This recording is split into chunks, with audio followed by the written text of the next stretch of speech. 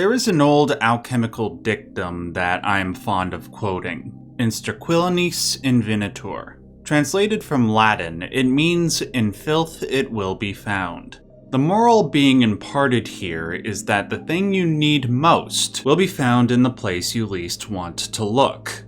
In my life, the truth of that moral has proven itself on innumerable occasions. I will use my YouTube channel as one of many examples of this.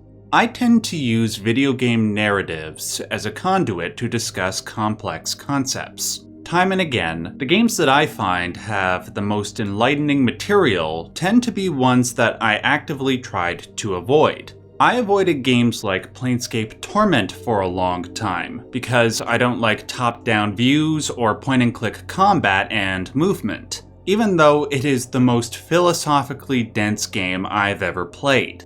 I avoided Dark Souls for years because I don't typically enjoy games with punishing difficulty. In doing so, I missed out on a deeply spiritual experience that helped me and many others contend with poor mental health. Despite having reliably found profound wisdom in undesirable places, I have continued to avoid them, for obvious reasons. And the most recent instance of this happening was with a game called Fear and Hunger. I first learned about this game from a Patreon supporter named Isaac, who learned about it from one of the OG YouTube essayists, Super Eyepatch Wolf. In Wolf's video, appropriately titled The Cruelest Video Game, he provides a very convincing argument regarding why Fear and Hunger might be the most punishingly difficult game ever made, but also one of the most rewarding. While I am genuinely sympathetic to this Chandler Bing-esque argument, that is the beauty of this game, it makes you want to kill yourself. I almost never like putting myself through digital torture to get to that unique sense of satisfaction. So, despite Isaac suggesting I maybe do a video on Fear and Hunger, I expected to forget about it within a few days. But over the next few months, Fear and Hunger exploded in popularity online, and as a consequence, more and more people started flooding my comment section explaining why I had to do a video on this game.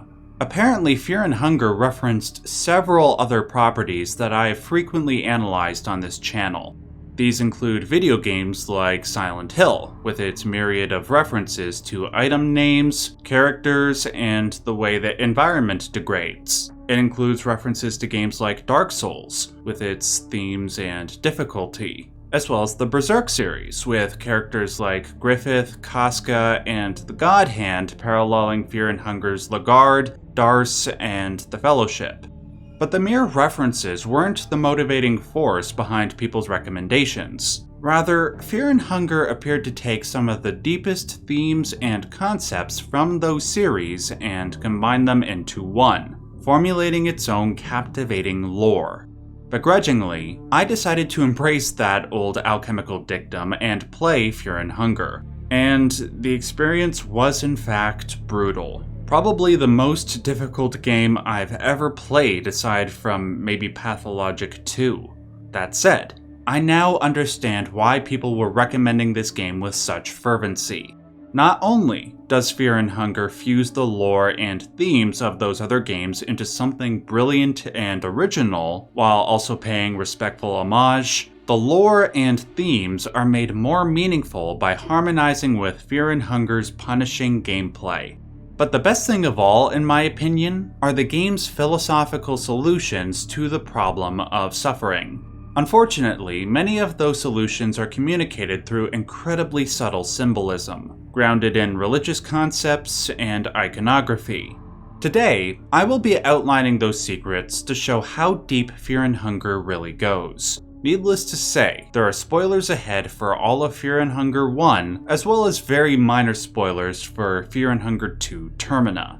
To clearly explain Fear and Hunger's hidden story elements, I must review the game's various references, not just to the aforementioned franchises, but also to various religions. After doing so, I will explain what those references have in common and the potential story secrets they reveal. The Fear and Hunger timeline begins at the universe's literal inception, with a collection of gods known as the Old Gods. The most relevant and prevalent of these gods are Sylvian, Grogoroth, and Venushka, whose real-life analog is the Hindu Trimurti. Given that Hinduism is one of, if not the oldest religion in the world, it is very appropriate to make the oldest gods of Fear and Hunger parallel that religion. There are other gods included in the old god pantheon, like Rare and the god of the depths, but they don't share as pertinent a role in the first game. There is one more old god that is relevant to this discussion though, one named Almer. His real-life analog is Jesus Christ, and by God does this game go out of its way to make that clear. Seriously, the allusions to Christ in this game are so on the nose, it makes the Christ symbolism in Man of Steel look cryptic by comparison. Almer was born to a virgin mother, had 12 apostles, died by crucifixion, and came back from the dead. Though granted, there are a few key differences between Almer and Christ. Most importantly, when Almer came back from the dead, he didn't come back for a few days and then ascend to heaven like Jesus did. Rather, he goes full Passion of the Christ to crucify this on everybody who had a part in killing him, which just so happened to be all the kings and sultans of the known world at the time.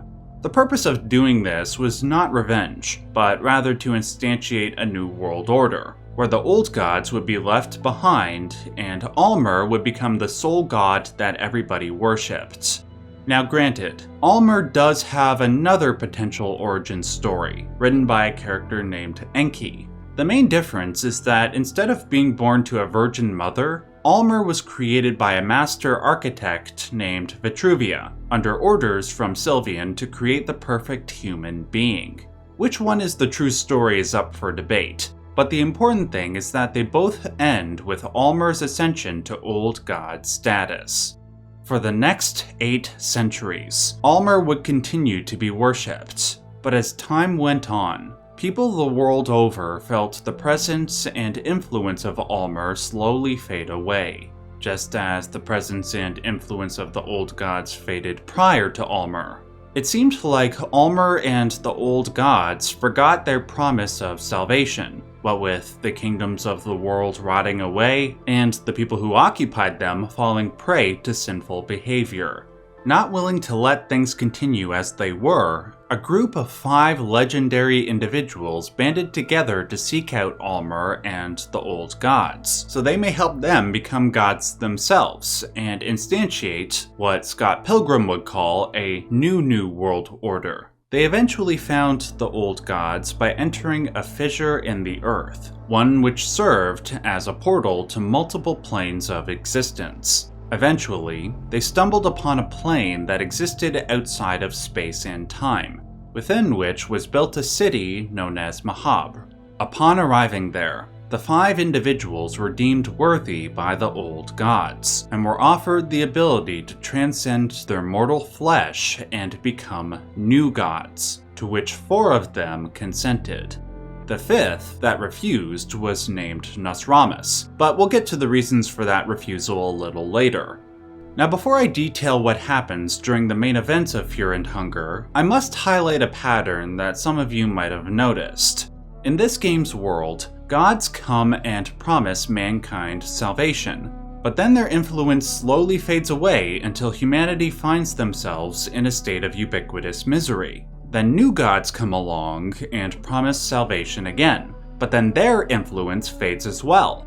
Even with the 4 new gods who attempted to replace Almer and his predecessors, their influence also slowly decreased. And in the year 1590, the year Fear and Hunger takes place in, humanity is, once again, engulfed in widespread war and poverty. At this point, one might suspect at least 1 or 2 observant individuals would grow tired of this constant succession of gods and want to try something new, and that is exactly what happens. So, what is this new method? Well, it's the reason why people recommended Fear and Hunger to me in the first place. It is the common element shared between the aforementioned Silent Hill, Berserk, and Dark Souls. That new method is the exaltation of humanity over that of gods through the occult, specifically alchemy. By following the spiritual path outlined by alchemical doctrine, one can elevate the human condition to something that exceeds gods in both power and morality. Over several years and many videos, I and others have outlined the numerous references those other franchises make to alchemical doctrine. While I can't go into all the evidence for my assertion in this video, I will link to several videos in the description box that prove my point beyond a shadow of a doubt. That said, I will reference a few concepts that are relevant to fear and hunger. As I'm sure a lot of you know, there are two primary goals in alchemy. The first is the Philosopher's Stone, an external, physical reward which contains within it the elixir of eternal life. The second is the metaphorical gold, an internal spiritual reward. Upon obtaining one, you will simultaneously obtain the other, and vice versa. Let's start with the Philosopher's Stone and how it's relevant to Fear and Hunger and the other franchises. The Alchemists liked to personify their concepts in human form, including the Philosopher's Stone. The most relevant personification is that of the union of the Divine Masculine, which they called Sol, and the Divine Feminine, which they called Luna. The Philosopher's Stone would be personified when these two deities united into one being, which they called the Rebis. The union of masculine and feminine into a single androgynous and/or hermaphroditic being, be it in alchemy or various other religions, is often seen as a symbol of the highest possible state of divinity. In respect to Silent Hill, this union is seen in the god of Silent Hill, Incubus, who is modeled after the occult god, Baphomet. Baphomet was drawn by the 19th century occultist Eliphas Levi as a way to illustrate the infinite, which is characterized by the union of opposite elements, including male and female parts. With Dark Souls, this union of genders is most obvious in the character of Gwendolyn, who was born a man but raised as a girl. This concept is also found in the game Elden Ring, made by the same company who created Dark Souls, with the characters of Radagon and Marika, who are one and the same. With Berserk, the character of Griffith, during the majority of the manga's Golden Age arc, was seen as an ideal human being, an ideal that is symbolized by his androgyny, a union of positive masculine and feminine traits. And then the eclipse happened, but let's not traumatize ourselves any more than we already have playing this game, am I right? In respect to Fear and Hunger, we see a few examples where androgyny and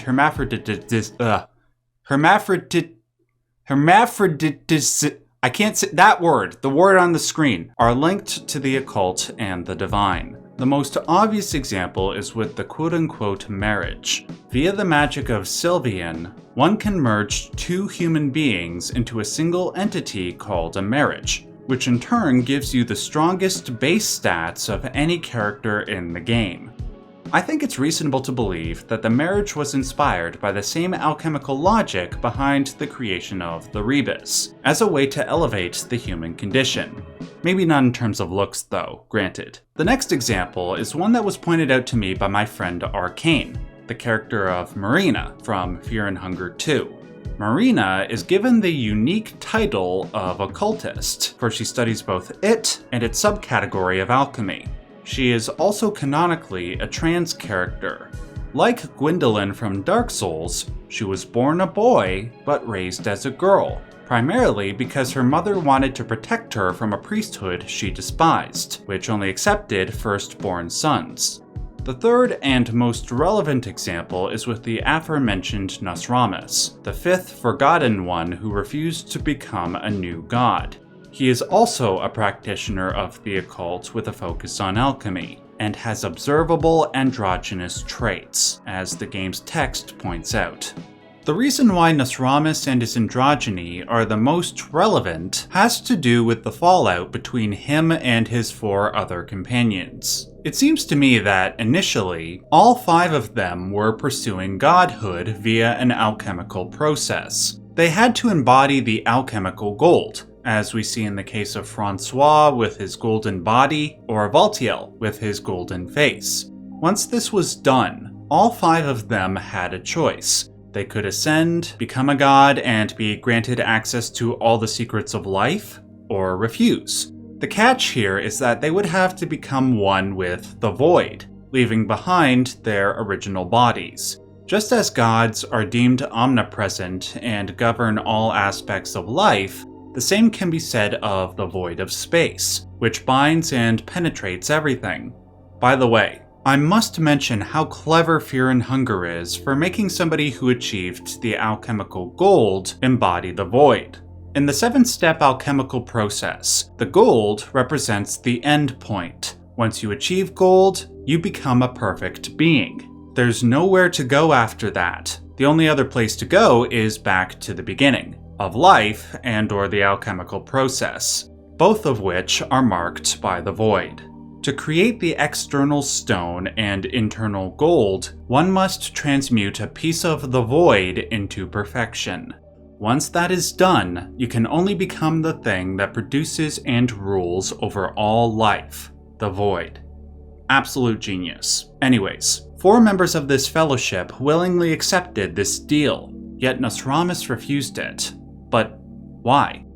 I believe that at the last moment, Nostramus realized that the only way to truly save humanity was for them to learn how to help themselves. To do that would not be to eschew suffering in the hopes that a god would save you, but to walk the path of enlightenment as laid out in alchemical doctrine. Nostramus did this by learning to embody the positive traits that were symbolically masculine and feminine. In doing so, he helped himself. He transformed his body, mind, and soul, and uncovered the secrets of immortality that enabled his survival for the past 7 centuries. In the very end, Nostramus's choice was exalted. Any of the 4 playable characters are able to enter the dungeons of Fear and Hunger, which were built upon that nexus which led the new gods to Mahabra. After going through hours of grueling gameplay, one can arrive in Mahabra and defeat the gods, just as Harry did in Silent Hill 1, or the Undead Hollow in Dark Souls, or as Guts is attempting to do in Berserk. In turn, one will demonstrate the one thing that mortal humans possess that makes them greater than any immortal god, that being the will to remain strong, courageous, and moral in the face of relentless suffering. This is why I believe the Fear and Hunger fan community tend to bolster 2 of the game's endings above all the others. One is the character Enki's ending, where he does what Nostramus did, refuse godhood and walk the alchemic path of enlightenment, where he can then pass on his knowledge to other humans so they may help themselves. The other ending is ending A, where the god of Fear and Hunger is born. Though I believe it is a lesser ending, it nonetheless deifies humanity's often unbearable suffering, and how, as the alchemists believed, that unbearable suffering might result in a fate more glorious and more desirable than godhood, in Sterquilinis Invenitur. Now I will conclude with something fun, something I couldn't fit anywhere else in the video. At one point, when you're in the city of Mahabra, you can combine your blood with a flask of black fluid in order to produce a quote-unquote husk, or what the alchemists called a homunculus. This reminded me of something that happens to a character from an anime called Fullmetal Alchemist Brotherhood. A character who went by many aliases, including Father, the Dwarf in the Flask, as well as Homunculus. In the anime, the dwarf, as a floating black ball in a flask, takes the blood of a character named Hohenheim and takes on his form. There is much more to the lore of Fear and Hunger that I could still do videos on, including the character Lagarde, the nature of the Void, the Sulphur God, as well as the lore of the second game. If that is something you would like to see, please let me know by giving this video a like and by leaving a comment down below. Special thanks to Indy for the thumbnail, and special thanks to Arcane for reviewing this script and for that point about Marina. Until next time, remember to stay safe and stay yellow.